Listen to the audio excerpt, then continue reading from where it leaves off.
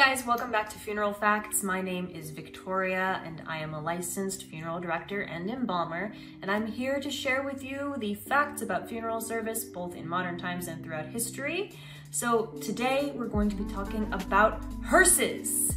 So the funeral procession is probably one of the most symbolic acts of the entire funeral process.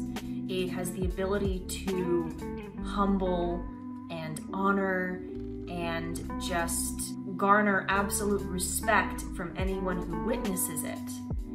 At the head of a funeral procession is always the hearse. So the term hearse originates from the Latin word herpex, hope I'm saying that right, which basically translates to mean a rake. And the first hearses were kind of rake-like. It was basically a big structure with tapers on it that were usually lighted, and they would have decorations on a bier, and that's where the coffin at the time would be situated.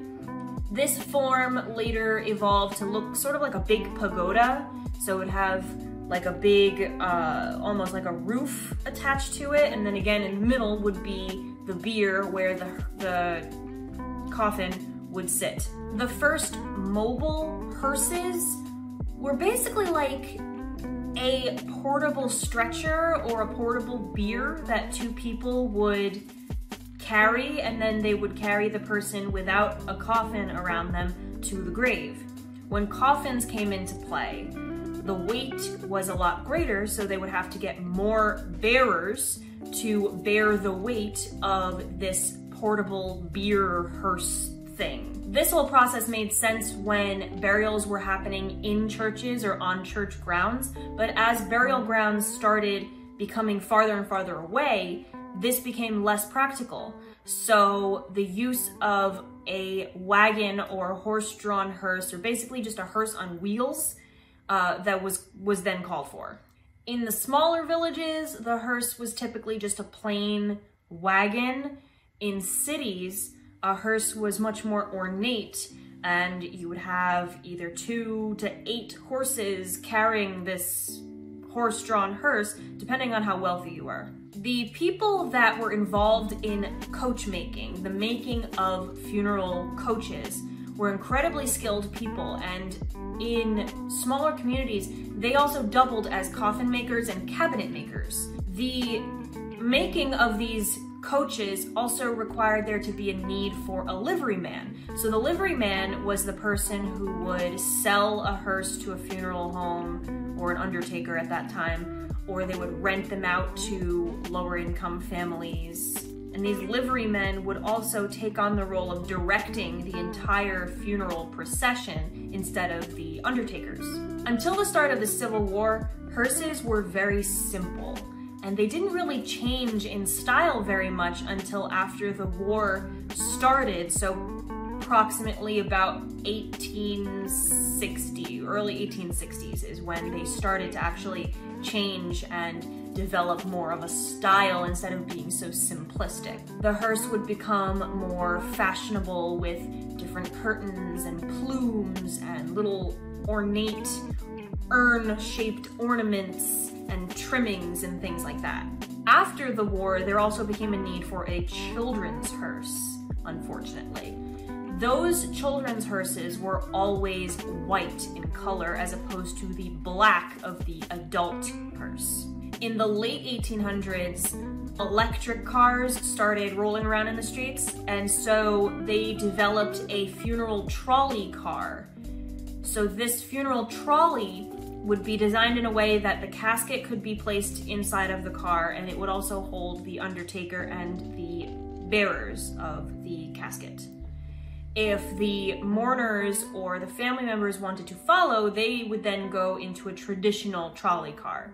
The trolleys were really limited to use in the cities where that kind of transportation was readily available, and they weren't even very popular there because a lot of people thought that they were less dignified because all of a sudden there's this big electric, creaky, bumpy car speeding past you carrying a casket. It kind of made the idea of the procession less dignified to a lot of people. Around the early 1900s, gas buggies started making an appearance, and the undertakers would usually, if they wanted more of the modern technology sort of thing, they would get the gas buggy, but they would also keep their horse-drawn option because a lot of people still were accustomed to that horse-drawn carriage as a form of the hearse.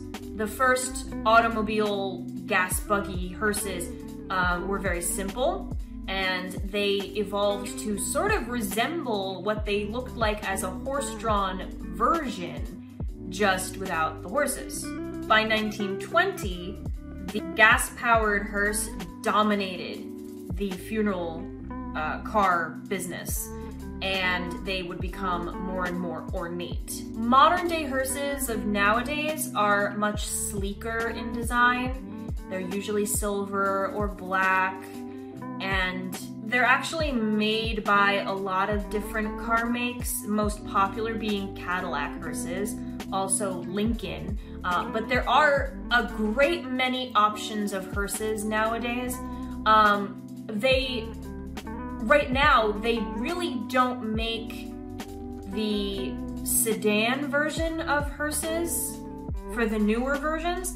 Now they're more going into the almost SUV territory, which in my opinion, I like the look of the sedan type of body of the hearse. I think that it just looks a little more, I guess, traditional, and I don't know, the idea of having a big SUV made into a hearse just doesn't seem appealing to me. Maybe that's just me. At the place that I work at, we have two different styles of hearses. We have a more modern hearse, which is a really nice silver Cadillac. We also have a 1969 Cadillac hearse. This one is really cool. It's got a blue interior, it's got like the bench seats, and what's really cool about those models, those older model of hearses, is they side load. You're probably used to seeing a hearse where you have to open the big back door and put the casket in that way. The 69 hearse that we have is a side loader. So if you open up the side door, there's this like little mechanical thing, you press the button and the bed that the casket's gonna sit on inside of the car comes out sideways. That, I was told, was put into place, first of all, to keep the pallbearers out of the streets, but also in cemeteries, you can get right up to the row where the person is going to be buried, open up the door and unload from the side so that you just walk straight to the grave and put them down. I always thought that it was super, super cool. Driving a hearse, it's not super difficult, but it is something that takes a little getting used to. A hearse is a giant blind spot. When you think about it, the back of the hearse is very enclosed. There's curtains, there's a lot of solid blackness in the back, so you really don't see anything in to your sides and to the back. You're just looking at this tiny little window. So the modern hearses usually have a backup camera, which is amazing because otherwise you really don't know what you're doing. But after you get used to driving it, it's really easy. I actually prefer driving the hearse to driving, say, the limousine. Number one, because the people in the hearse don't really talk to you or ask you any questions or anything. So it's nice.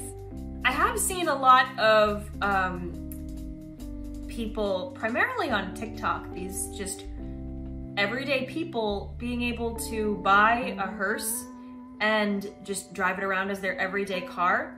There's a couple of reasons why I wouldn't recommend that. Like I said, it's a giant blind spot, so it's not the most practical of vehicles to drive on the road right now. The other thing is that you really can't fit a lot of people in it because there's only two seats. It's just the driver's seat and the passenger seat, and the rest is all open because that's where you would put a casket. I mean, if you're not transporting a lot of people, then I guess it's okay, but I mean, where are the other people really gonna sit legally? You don't really have seat belts in the back there. You have the pins, but there's nothing to keep anybody safe, so I wouldn't really recommend that. There is also no trunk space. There's just a big open back end, so I don't really know how they make that work, but apparently some people make it work. To each their own. I personally wouldn't recommend buying a hearse, especially not as your first car. Not a very good idea. Don't recommend. Number one pet peeve regarding hearses is when people talk to me and say hearsed with a T at the end. It is not hearsed. It is a hearse. H-E-A-R-S-E. Hearse. There is no T in it. So please stop saying hearsed. Anyway, guys, that's all the facts that I have about hearses for you guys today. If you want to watch more funeral facts, subscribe to my channel, leave me a like, leave me a comment on any other funeral facts you would like to know about. I will be sure to make note of it. And that's all I got for you today. Respect your dead. Hug your funeral director the next time you're able to, when this pandemic is over and we can actually have physical contact with people again. And I'll see you guys in my next video. Bye!